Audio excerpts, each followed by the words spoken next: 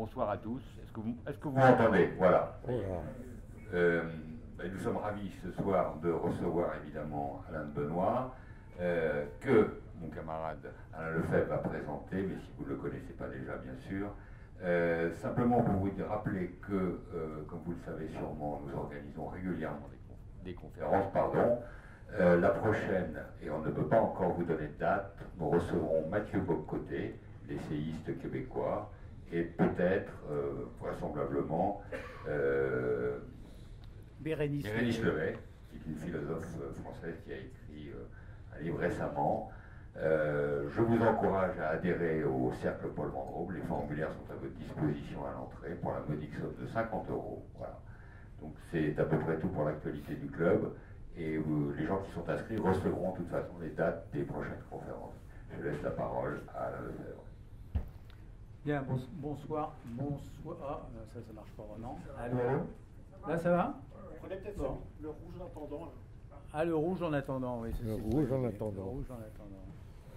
Voilà, alors il m'appartient de faire la présentation d'Alain de Benoît pour la simple raison que je le connais depuis 54 ans, mais il va vous dire précisément au mois près, quand nous nous sommes rencontrés la première fois, parce qu'il est extrêmement méticuleux, il note tout, il sait tout. Donc, alors cette présentation va être un tout petit peu personnelle, évidemment, comme vous l'imaginez, parce que 54 ans, ça laisse des traces. Moi, j'ai connu Alain de Benoît donc, en 1965. Il s'appelait à l'époque Fabrice Laroche. Alors, assez curieusement, les gens généralement anoblissent leur véritable patronyme. Lui, il l'a roturiorisé, si j'ose dire, puisqu'il s'appelle réellement Alain de Benoît et pas Fabrice Laroche. Mais moi, je l'ai connu sous le nom de Fabrice Laroche et je continue, 54 ans plus tard, à continuer, comme un certain nombre de nos amis, à l'appeler Fabrice. Voilà. Alors, je vais sûrement le surprendre et vous surprendre tout autant parce que la première citation que je vais faire est celle d'un auteur que Alain de Benoît ne connaît pas. Et ça, c'est un phénomène extrêmement rare puisqu'Alain de Benoît connaît tous les auteurs. et j'allais dire, il a lu tous les livres pour paraphraser quelque chose de célèbre. Alors, cet auteur s'appelle Serge Lama. Vous voyez qu'on est très très très loin de l'univers intellectuel habituel d'Alain de Benoît. Voilà, donc, et je vais vous parler de Serge Lama, parce que Serge Lama, en 1974, à l'Olympia, en présence d'un homme qui s'appelait Gobineau, pas Arthur de Gobineau, mais Gobineau, Marcel Gobineau, a chanté pour la première fois une chanson qui était dédiée à cet homme, en qui il vouait un culte particulier, puisque c'est grâce à cet homme qu'il était devenu ce qu'il était devenu, c'est-à-dire un grand chanteur populaire français. Et la chanson qu'il a chantée pour la première fois devant cet homme, c'était c'est mon ami et c'est mon maître, c'est mon maître et c'est mon ami. Si je vous dis ça, c'est parce que Alain de Benoît est à la fois mon ami et mon maître. Et j'en suis personnellement extrêmement fier, honoré et heureux. Voilà, alors Alain de Benoît, au sortir de la guerre d'Algérie, c'est à ce moment-là que nous nous sommes connus, dans un clan, on va appeler ça comme ça, qui n'avait aucune nostalgie pour le combat perdu qu'il venait de mener, puisque nous l'avions perdu, et je pense que c'est pas plus mal que ça qu'on l'ait perdu. Et donc, il a commencé, contre toute attente dans ce milieu qui était plutôt lié, qui réagissait plutôt avec des réflexes pavloviens aux différentes idées qui circulaient peu. Il a décidé de travailler pour constituer un corpus idéologique original et qui s'affranchissait de tous nos fantasmes, de toutes nos idées et de toute notre absence de réflexion. Et pour ça, il y a beaucoup travaillé, il a beaucoup lu, énormément lu. Je rappelle au passage qu'il est probablement le propriétaire de l'une des plus grandes, voire de la plus grande bibliothèque privée d'Europe, avec 250 000 titres. Alors, j'ai jamais réussi à savoir s'il les avait tous lus, mais en tout cas 250 000 titres. Et il s'est mis à lire, il a commencé à lire très tôt, à écrire très tôt, à lire très tôt. Il a lu évidemment tout ce dont on était issu, c'est-à-dire Maurras, Proudhon, Sorel, mais aussi évidemment Marx, Lénine et Gramsci. Et Gramsci, c'est intéressant parce que c'est chez Gramsci qu'il a découvert, je pense, je crois pouvoir le dire, une idée assez intéressante qui depuis a beaucoup nourri son combat et le nôtre et qui est apparue récemment dans le discours d'un certain nombre de gens qui pour l'instant ne s'intéressaient pas trop aux idées. En fait, Gramsci, pour résumer, et j'ai toujours un peu de scrupule à le faire en présence d'Alain Benoît, pour résumer, pense que ça ne sert à rien d'essayer de gagner le combat des urnes si on n'a pas d'abord gagné le combat des esprits et des idées. Et c'est la raison pour laquelle, depuis 50 ans, Alain Benoît œuvre à essayer de gagner ce combat culturel et de faire évoluer les idées. Alors, il n'y a évidemment, comme vous le savez, pour le connaître un petit peu, pas un seul secteur de la pensée humaine qui ait échappé à sa sagacité. Il a écrit sur à peu près tout. C'est d'ailleurs une espèce d'inventaire à la Prévert que je vais être obligé de faire pour ne pas faire la bibliographie complète d'Alain Benoît qui prendrait la soirée entière. Donc il a écrit sur l'identité, les Indo-Européens, le travail, les droits de l'homme, l'écologie, le progrès, l'humanisme, le populisme, le tiers-monde, le clivage gauche-droite, l'immigration, les États-Unis, le traité transatlantique, le capitalisme, les médias, la mondialisation, le paganisme, Noël, les religions, et même un livre sur Jésus et ses frères, le féminisme, l'idéologie du genre, le racisme, les runes, la famille, l'esprit bourgeois. J'en passe des dizaines, et parmi eux d'innombrables auteurs, penseurs et philosophes, auxquels il a consacré un livre, un article, une préface. Voilà, il manque juste le raton laveur pour compléter le poème de Prévert, parce qu'en fait, Alain Benoît préfère les chats aux ratons laveurs. Voilà. Alors, il faut ajouter à ses écrits les revues qu'il a créées, et ce qui est remarquable, c'est que ces revues existent toujours. Nouvelle École, créée en 1968, qui vient de publier son dernier numéro, un numéro absolument passionnant que je vous recommande sur les Indo-Européens, avec des idées tout à fait neuves, nouvelles et intéressantes apportées par le séquençage de l'ADN à l'étude sur les Indo-Européens.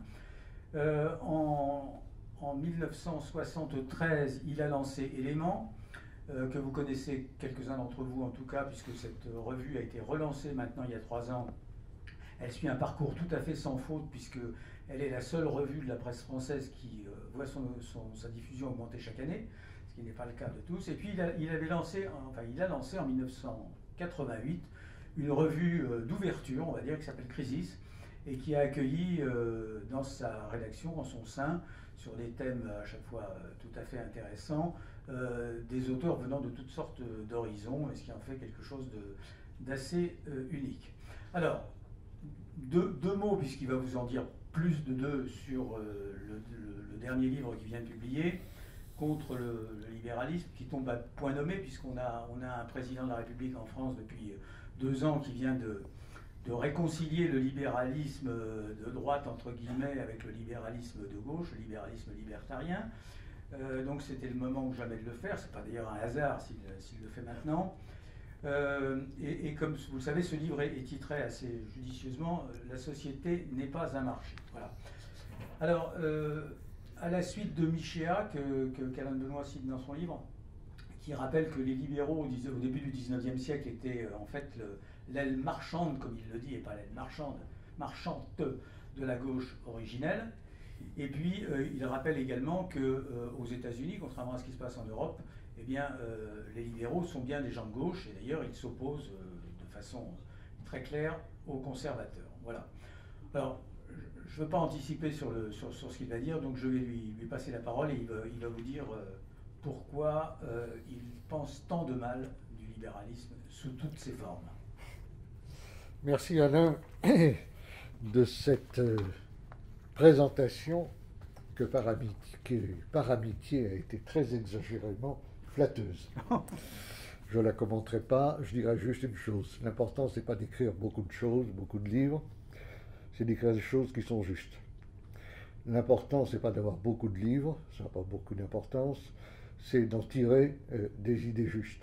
Et puis pour remettre encore plus les choses à l'endroit, je voudrais dire qu'à mon avis, une grande page de littérature, ça vaut toutes les abstractions de tous les intellectuels du monde. Alors, on va venir sur le sujet. J'ai effectivement publié très récemment un livre qui s'appelle « Contre le libéralisme », donc le titre est clair, et il est explicité par un sous-titre « La société n'est pas un marché », pour enlever peut-être un peu le côté agressif du titre lui-même. Alors, je vais venir tout de suite à l'essentiel.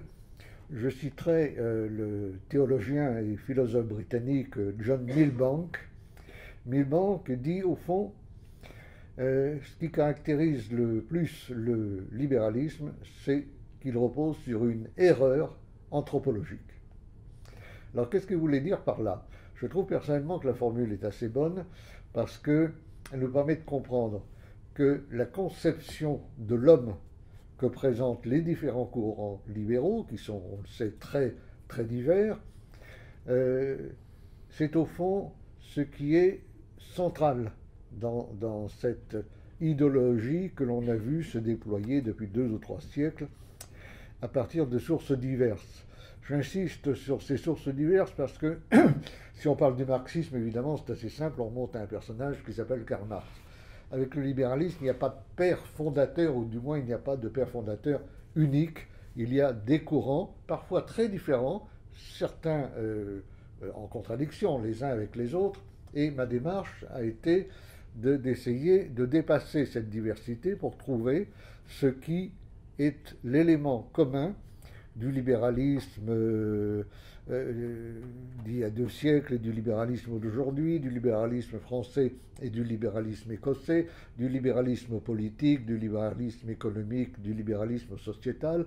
Et je crois que le point commun réside précisément dans cette anthropologie, cette conception de l'homme qui se caractérise par deux points principaux, qui en sont les 2 piliers en quelque sorte, c'est l'individualisme et l'économisme.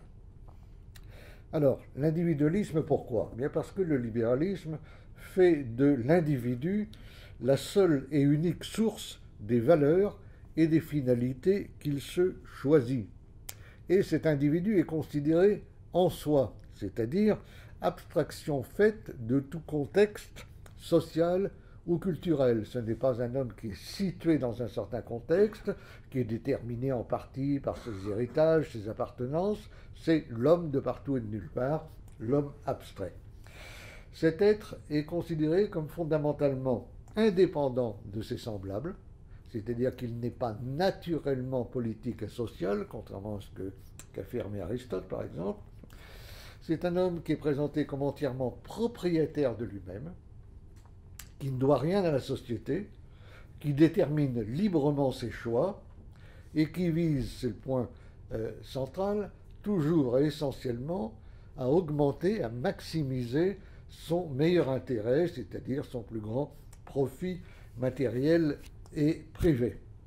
Donc c'est une thèse qui fait de l'homme un individu séparé et un individu de calcul et d'intérêt qui est censé adopter en toutes circonstances, comme son comportement le plus normal, l'attitude du négociant au marché.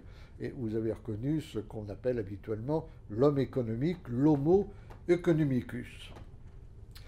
Avec le libéralisme, par conséquent, la société ne vient plus en premier, c'est l'individu qui vient en premier, soit qu'on le suppose antérieur au social dans une sorte de représentation mythique de la préhistoire, c'est la fable du contrat social, des individus isolés décident contractuellement de rentrer en société parce qu'ils vont y trouver leur avantage, soit qu'on lui attribue tout simplement un primat normatif, c'est-à-dire, pour dire les choses plus simplement, qu'on considère que l'individu, c'est ce qui vaut le plus.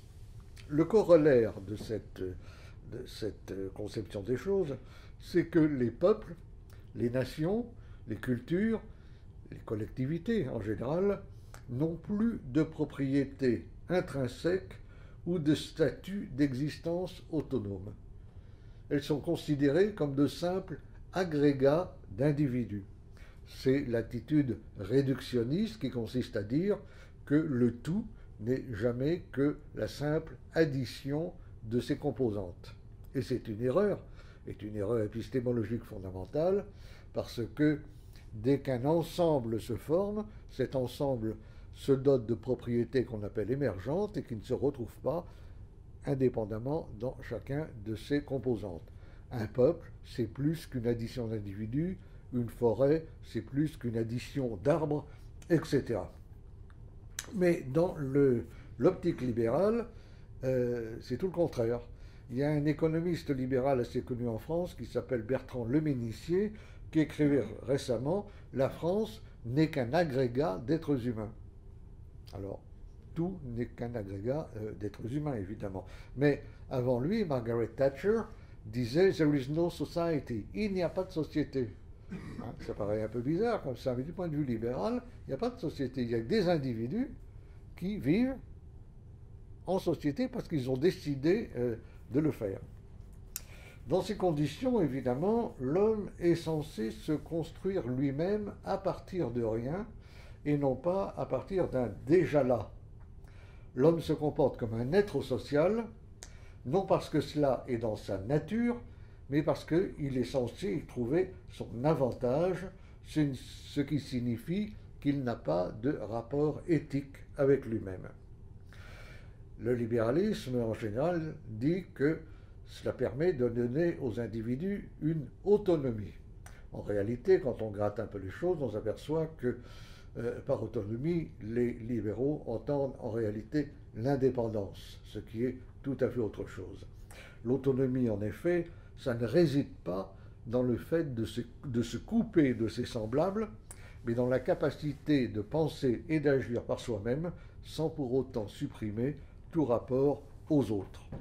Dans le libéralisme, par conséquent, le lien social dépend entièrement du système contractuel. La société est censée pouvoir être réglée, pouvoir fonctionner par le seul jeu du contrat juridique et de l'échange marquant. C'est évidemment la fin de ce qu'on appelle habituellement le bien commun que les libéraux ne reconnaissent pas, car pour eux c'est une notion inconsistante. La seule chose qu'ils reconnaissent, c'est éventuellement l'intérêt général, ce qui est quelque chose de tout à fait différent, qu'ils définissent en général comme l'addition et la confrontation des intérêts particuliers. Dans la mesure, répétons-le, où le libéralisme prétend mettre les institutions au service de l'individu, il s'oppose inévitablement au bien commun qu'il considère comme non existant. Le monde libéral, c'est, pourrait-on dire, le monde du non commun. Alors, par ailleurs, il y a la question des droits de l'homme, évidemment. Le libéralisme se fonde aussi sur la conviction qu'il existe des droits individuels fondamentaux et inaliénables qui sont à la fois antérieurs et supérieurs à toute institution humaine, et que le premier de ces droits est évidemment de poursuivre son meilleur intérêt. Ces droits sont évidemment purement formels. Il est clair que le droit au travail n'a par lui-même jamais fourni un emploi, mais là n'est pas le point important. Le droit fondamental, c'est le droit d'avoir des droits. Les droits individuels peuvent de ce fait être opposés à toute obligation sociale ou à tout impératif politique. Alors là, il faut noter que cette théorie des droits de l'homme, qu'on appelle la théorie des droits subjectifs, est en rupture totale avec ce que l'Antiquité comprenait comme le droit. Dans l'Antiquité, on considérait que le droit définissait un rapport d'équité qui s'établissait dans un certain nombre de situations entre un certain nombre de personnes. C'était un droit objectif. Dans la théorie moderne des droits de l'homme, ce sont des droits subjectifs qui ne sont pas du tout extérieurs aux êtres humains, mais qui sont au contraire inhérents à leur existence en tant qu'êtres humains. Les hommes ont à la naissance des droits comme ils ont un nez, une bouche et des oreilles. Hein.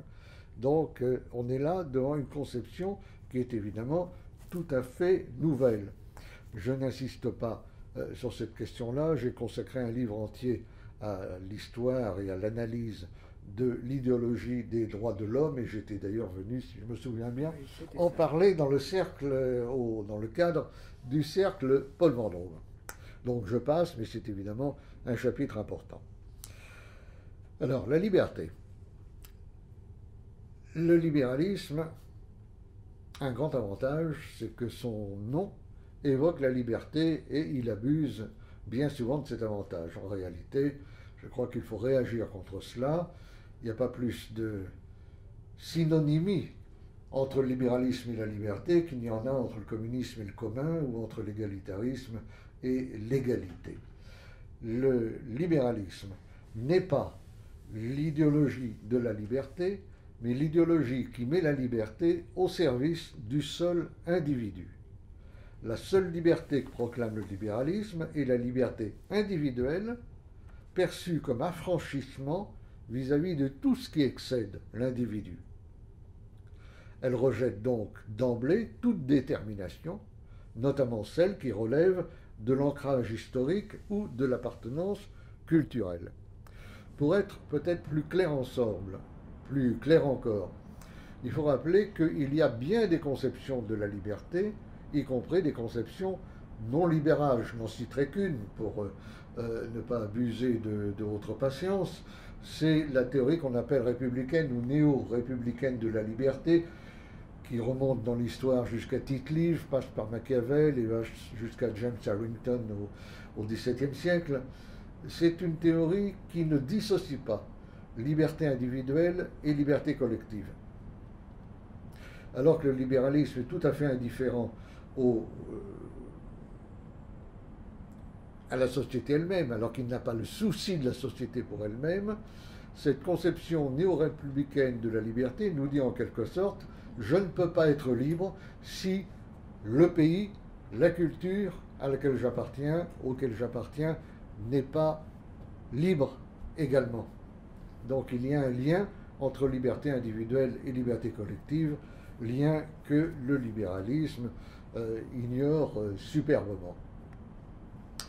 Ce que je viens de dire montre une chose, c'est qu'il y a sous-jacente à la conception de l'homme du libéralisme une sorte de légitimation, de justification et peut-être même, faut-il dire, d'apologie de l'égoïsme. Dès l'instant où vous posez que l'homme est essentiellement mu par son intérêt, par la recherche du profit, évidemment, vous légitimez du même coup tous les procédés qui vont permettre d'augmenter son profit. Et là, les libéraux ont une idée très, très astucieuse, c'est ce qu'ils appellent la main invisible.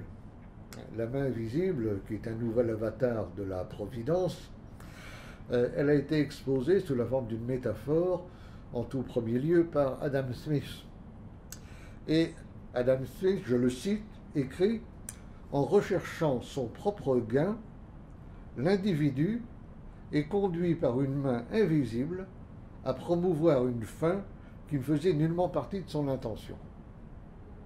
Vous voyez l'enchaînement? L'homme agit conformément à son intérêt, mais ce faisant, il va contribuer à réaliser une fin qu'il n'avait pas du tout à l'esprit au moment où il agissait de cette manière. Bernard de Mandeville, dans sa célèbre Fable des abeilles en 1705, exprime la même idée d'une façon plus radicale encore, avec une formule choc, puisqu'il dit « vice privé, vertu publique ». Ce qui paraît être des vices dans la vie privée, en réalité, se transforme magiquement en vertu publique, et Frédéric Bastiat, autre théoricien libéral, dira lui aussi « chacun, en travaillant pour soi, travaille pour tous ». Ça veut dire que l'action égoïste de chacun va contribuer à l'intérêt général, ce qui suppose que les intérêts puissent se concilier ou s'harmoniser spontanément entre eux, ce qui évidemment est tout à fait faux. Mais c'est surtout une révolution dans l'ordre de la morale, de l'éthique, qui, dans le passé, que ce soit les philosophies, les religions, les sagesses, avaient toujours condamné cet égoïsme brutal, avaient condamné ce que les Grecs appelaient la pléonexie, c'est-à-dire la fièvre de la richesse, le désir de posséder, d'avoir. Et les anciennes philosophies exigeaient au contraire qu'on ne recherche jamais d'abord, ni en toutes circonstances, notre intérêt personnel, mais qu'on contribue aussi aux solidarités organiques qui renforcent le lien social.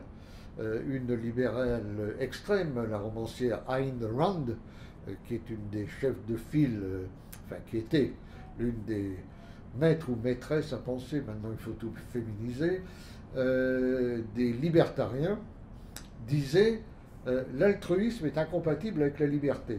C'est absolument extraordinaire comme formule. Si vous faites preuve d'altruisme, vous agissez contre la liberté. Donc alors là, les choses deviennent de plus en plus claires. Et évidemment, ça permet de comprendre le pouvoir destructeur de l'idéologie libérale, puisqu'il lui faut faire disparaître, pour bien fonctionner et pour incarner son modèle anthropologique de façon méthodique, tout système philosophique ou religieux qui condamne par principe l'égoïsme et la cupidité. Alors, il y a un autre volet maintenant de l'idéologie libérale qui va permettre de faire le lien avec le système capitaliste qui en est la projection concrète dans la vie de nos sociétés, c'est le problème du marché. Vous savez que les libéraux tendent à faire du modèle du marché autorégulateur, supposé autorégulateur et autorégulé, le modèle même, le paradigme de tous les faits sociaux. C'est-à-dire que les libéraux vont dire que non seulement la société fonctionne comme un marché, qu'elle est un marché, mais qu'on peut faire une analyse de tous les faits sociaux en termes de marché. Marché de la famille, marché politique, marché du mariage, marché du crime, et ainsi de suite. D'où le sous-titre de mon livre qui est précisément « Non, la société n'est pas un marché ». Pour les libéraux, le marché est par définition le lieu où intervient, où s'exerce le jeu de la main invisible, et il peut être considéré comme une loi régulatrice de l'ordre social sans aucun législateur. Pour asseoir leur démonstration, les libéraux ont l'habitude d'affirmer que le marché, au sens moderne de ce terme, est la forme naturelle de l'échange depuis que les hommes existent, en quelque sorte. Alain Minck, avec qui j'ai débattu récemment dans les colonnes du Figaro Magazine, a écrit « Le capitalisme ne peut s'effondrer car c'est l'état naturel de la société ». Ce qui est assez intéressant, parce qu'on se demande ce qu'il en était de la société à l'époque où le capitalisme n'existait pas, évidemment. Mais dans le débat que j'ai eu avec lui, il m'a répété que les lois du marché, c'est comme les lois de la gravitation, donc ça ne changera jamais, c'est là pour toujours. En réalité, là aussi, l'étude des idées montre qu'il n'en est rien, c'est-à-dire que le marché, au sens moderne du terme, pas les petits marchés locaux, mais le marché à grande distance, ce marché a été institué, il n'est pas du tout apparu spontanément, et il a été institué par l'État. Beaucoup de sociologues, comme Durkheim par exemple, ont noté que le marché et l'État sont allés du même pas, pour reprendre une expression qui a souvent été employée. Et il a été institué sous l'impulsion d'États-nations qui étaient alors en formation à partir de la fin du Moyen-Âge, États-nations désireux de monétariser à des fins de prélèvement fiscal des échanges intracommunautaires non marchands qui étaient auparavant insaisissables. Et c'est là où on voit bien se dessiner la montée de la classe bourgeoise et avec elle des valeurs bourgeoises qui l'ont accompagnée, qui, à partir donc de la fin du Moyen-Âge, va se glisser comme un coin entre l'aristocratie et le peuple, consolider sa puissance au fur et à mesure qu'elle augmentait sa richesse, jusqu'à envahir pratiquement tout le champ social, au détriment à la fois des valeurs aristocratiques et des valeurs populaires. Dans cette optique, il est évident que pour les libéraux, non seulement la société est un marché, elle devient l'auxiliaire du marché global, et les valeurs marchandes, c'est-à-dire les valeurs qui reposent sur l'intérêt, tout ce qui est de l'ordre de la quantité, tout ce qui est de l'ordre du comptable, du calculable, se substitue, marginalise d'abord et se substitue finalement à toutes les autres valeurs D'ailleurs, regardez dans le vocabulaire de la gouvernance, de la gestion, a à peu près aujourd'hui tout envahi.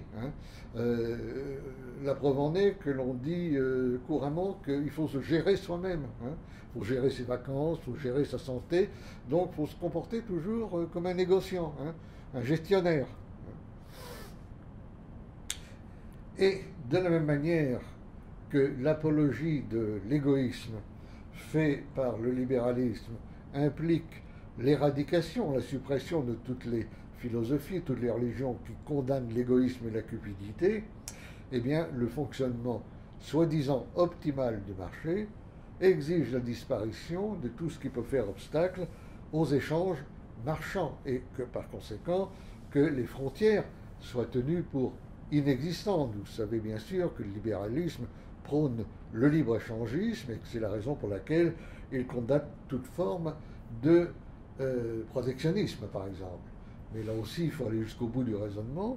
Et ce qu'il faut en conclure, c'est que le libéralisme ne s'oppose absolument pas au mondialisme, puisqu'il aspire à l'élimination des frontières, puisqu'il aspire à la fin des autorités politiques, puisqu'il aspire à tout ce qui peut entraver le libre développement des échanges selon le principe bien connu laisser faire, laisser passer, qui exige, pour reprendre la formule canonique, la libre circulation des hommes, des capitaux et des marchandises. Adam Smith,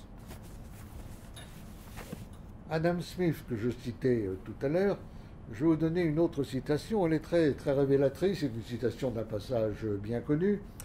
Il écrit « Un marchand n'est nécessairement citoyen d'aucun pays en particulier. Il lui est en grande partie indifférent en quel lieu il tienne son commerce. Et il ne faut que le plus léger dégoût pour qu'il se décide à emporter son capital d'un pays dans un autre, et avec lui toute l'industrie que ce capital mettait en activité. » C'était écrit au XVIIIe siècle, et vous voyez à quel point aujourd'hui on en trouve l'illustration tous les jours avec les délocalisations, puisque le capitalisme s'est aujourd'hui entièrement déterritorialisé, et qu'il ne, comme dit Smith, il ne faut que le plus léger dégoût aux industriels, aux marchés financiers pour transporter leurs centres spéculatifs, leurs unités de production dans des endroits où ils obtiennent des conditions fiscales, sociales ou environnementales qui leur sont plus favorables. Et allons encore un peu plus loin, le problème de l'immigration. Les libéraux n'ont doctrinalement rien à opposer, rien à objecter à l'ouverture des frontières à tous les flux migratoires. Comme ils raisonnent en termes d'individus et non pas de peuple ou de culture, ils font de l'immigration une analyse purement économique. L'immigration, ça se résume pour eux à une augmentation du volume de la main-d'œuvre et de la masse potentielle des consommateurs grâce à des individus venus d'ailleurs, ce en quoi le phénomène est positif. Les libéraux considèrent que rien ne doit faire obstacle à la libre circulation des personnes, tout comme des capitaux ou des marchandises. Subsidiairement, l'immigration permet d'exercer une pression à la baisse sur les salaires et le pouvoir d'achat des autochtones. C'est la célèbre formule de Karl Marx sur l'armée de réserve, l'immigration comme armée de réserve du capital. Pour le dire autrement, disons que 1 million d'extra-européens venant s'installer en Europe, du point de vue des libéraux, c'est seulement 1 million d'individus qui viennent s'ajouter à d'autres millions d'individus. Alors, maintenant, autre aspect du problème, je survole bien sûr, parce qu'il faudrait descendre dans le détail, j'essaierai tout à l'heure éventuellement de répondre à quelques questions, puis après tout, il n'est pas interdit d'acheter le livre et de voir les développements qui se rapportent à tout cela. Mais je survole les grands chapitres. Et il y a la question évidemment du politique. Quel est le rapport du libéralisme au politique? La réponse est très simple. Le libéralisme fait tout ce qu'il peut pour limiter le plus possible la part et le pouvoir du politique. Pourquoi? Parce que l'individu est censé se réaliser dans ce royaume de la liberté qu'est l'échange économique, et que l'économie, par conséquent, doit prendre le pas sur le politique. Le politique est en outre perçu comme une menace pour l'individu, il est donc doublement une menace du point de vue libéral pour l'individu, et d'autre part pour le développement perpétuel du commerce et la fuite en avant vers l'instauration d'un grand marché planétaire. De ce fait, le libéralisme est traditionnellement partisan d'un État minimal, voire chez certains théoriciens extrémistes, libertariens notamment, de pas d'État du tout, mais disons que la majorité en tient plutôt pour un État minimal, qui est une sorte d'État gendarme ou d'État veilleur de nuit, qui doit être avant tout le garant de la liberté individuelle, de la liberté du commerce et des droits de l'homme. C'est un État qui doit se mettre au service de l'individu et de sa liberté de choix, à commencer par son droit d'agir librement, selon le calcul de ses intérêts particuliers. Alors évidemment, le conflit est là, sous-jacent, et on voit très bien pourquoi et comment il va éclater. D'abord pour une raison simple, c'est qu'il n'y a pas de politique de l'individu. L'individu tout seul, Robinson Crusoe sur son île déserte, il n'y a pas de politique. Le politique implique une collectivité, une communauté, une société, une citoyenneté. Il n'y a pas de politique de l'individu. C'est très, très dommageable pour le libéralisme, mais c'est comme ça. Il n'y a de politique qu'en référence à des peuples ou à des communautés. Enfin, rappelons-le, le libéralisme condamne la souveraineté, ou plus exactement toute forme de souveraineté qui va au-delà de la souveraineté individuelle. La souveraineté nationale, la souveraineté populaire, tout ça ce sont des souverainetés d'entités dont il proclame volontiers l'inconsistance. Les démocraties libérales, qui sont des démocraties représentatives et parlementaires, sont déjà des démocraties qui confisquent à leur profit la souveraineté populaire pour la remplacer par la souveraineté parlementaire, ce que préfèrent déjà les libéraux. Mais de façon générale, disons que le libéralisme cherche à réduire le politique, et à le réduire à quoi? Eh bien, à ce qu'on appelle aujourd'hui la gouvernance, c'est-à-dire la simple gestion administrative. C'est le vieux rêve saint-simonien visant à remplacer le gouvernement des hommes par l'administration des choses, qui finit à long terme par traiter des hommes comme s'ils étaient des choses et à les transformer en choses. Cela aboutit également à l'expertocratie, au pouvoir des experts, et à cette idée si répandue dans les milieux libéraux que les problèmes politiques sont en définitive de simples problèmes techniques pour lesquels il n'y a qu'une seule solution optimale, raisonnable. Rappelez-vous la façon dont Margaret Thatcher disait « There is no alternative ». Il n'y a pas d'alternative. C'est même devenu une sorte de formule qui a beaucoup circulé. Je dirais que dès l'instant que l'on affirme ce que les experts font volontiers, qu'il n'y a pas d'alternative, qu'il n'y a qu'une seule solution, on sort déjà du politique.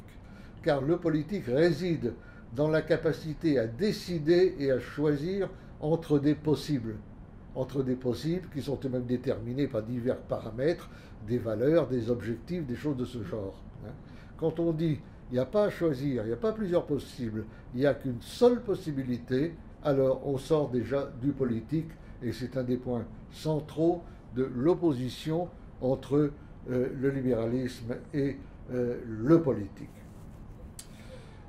Autre point très important, c'est la neutralité théorique à laquelle le libéralisme aspire pour les pouvoirs publics. L'État libéral, pour autant qu'on puisse employer cette expression, s'abstient en effet par principe de tout jugement concernant la façon dont les gens choisissent de vivre.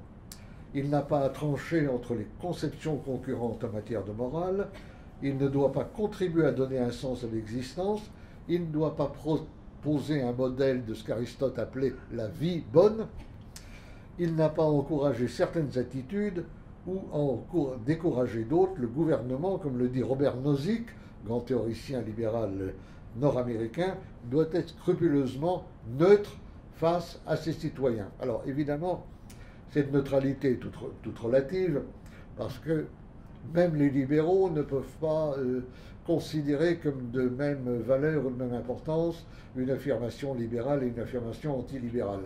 Mais pour eux, au nom du pluralisme, l'État doit respecter l'entière liberté de choix des individus qui ont le droit de se détruire, et donc, se détruisant, de porter atteinte à la collectivité, si ça les amuse. Hein. C'est la raison pour laquelle les libéraux sont en général pour la libération totale des trafics de drogue, qui seraient transformés en commerce de drogue, favorable bien entendu à travailler le dimanche, enfin toutes ces choses-là. Tout ce que l'individu veut faire, il faut le plus possible le respecter, parce que c'est l'individu qui est au centre du système. Et évidemment, on voit bien sur quoi ça débouche. C'est-à-dire cette neutralité, elle ne débouche pas du tout sur le respect des façons de voir des gens, mais débouche en réalité sur la fin des repères. Les gens ne savent plus du tout dans quel monde elle vit. Le politologue français Pierre Manant, qui est lui-même un libéral, mais un libéral critique, disait très justement que le libéralisme, c'est d'abord le renoncement à penser la vie humaine selon son bien ou selon sa fin. L'élimination de la fin, c'est-à-dire au sens de la finalité, est un trait constant du libéralisme. Et évidemment, comment s'étonner alors de l'incapacité des sociétés libérales à légiférer de façon cohérente sur ce qu'on appelle les questions de société, depuis la bioéthique, la procréation assistée, le mariage homosexuel et toutes ces choses-là, qui impliquent inévitablement un jugement en termes de moralité substantielle. Comme l'État libéral s'interdit de juger des façons de vivre, il ne peut tout simplement pas se prononcer et ne peut aboutir qu'à des compromis boiteux. Venons-en maintenant au capitalisme, c'est-à-dire à ce système associé constamment au libéralisme qui est censé en réaliser les aspirations. Alors, pour comprendre ce dont il s'agit, je vais être très bref évidemment, je dirais qu'il faut abandonner l'idée que le capitalisme c'est seulement un système économique. C'est bien sûr un système économique, mais c'est beaucoup plus que cela, c'est un fait social total, pour employer l'expression du sociologue Marcel Mauss.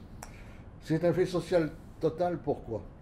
Parce que la mise en œuvre de toutes ces logiques d'intérêt, de toutes ces logiques du profit, engendre la forme fétichisée que prennent les rapports sociaux dans les sociétés libérales.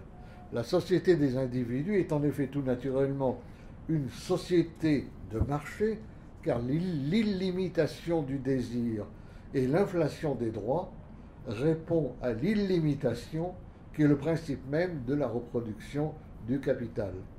L'homme économique vise à maximiser son intérêt, comme la forme capitale vise à maximiser le profit, c'est-à-dire que l'un et l'autre cherchent constamment à s'augmenter dans la seule catégorie de l'avoir.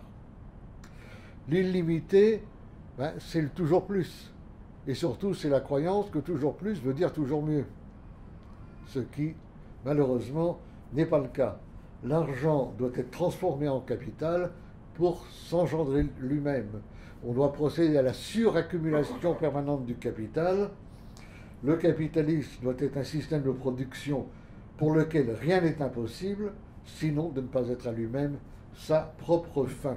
C'est cette illimitation, dans la visée comme dans la pratique, qui fait du capitalisme un système global reposant sur ce que les Grecs appelaient l'ubris, c'est-à-dire la démesure, la négation de toute limite. Bien entendu, pour faire passer cela, on allègue l'efficacité. Et il est absolument certain que le système capitaliste est très efficace pour les fins qu'il se fixe, c'est-à-dire essentiellement pour la production de marchandises. Le problème, c'est que l'efficacité n'est jamais une fin en soi. L'efficacité ne qualifie jamais que les moyens mis en œuvre pour atteindre une fin, sans rien nous dire de la valeur de cette fin. Or, je pense que la bonne société n'est pas fondamentalement celle qui donne seulement des moyens d'existence, c'est plutôt celle qui donne des raisons de vivre, c'est-à-dire du sens. Et voilà ce qui est bien étranger à la logique du capitalisme libéral, qui ne cherche qu'à développer la consommation par tous les moyens, toujours poussée dans cette fuite en avant qui est la sienne, mais qui aboutit non seulement à la disparition des repères, mais à la clôture du sens. Et la clôture du sens aboutit elle-même au nihilisme. Avant d'en terminer, je vais dire peut-être quelques mots des rapports entre les libéraux et les conservateurs. Vous n'êtes pas sans savoir qu'un certain nombre de conservateurs se sont dit et continuent de se dire libéraux. Généralement, on les appelle conservateurs libéraux, libéraux conservateurs ou encore nationaux conservateurs. Je crois que cette expression est une contradiction dans les termes. C'est un peu comme le cercle carré, n'est-ce pas? C'est un oxymore.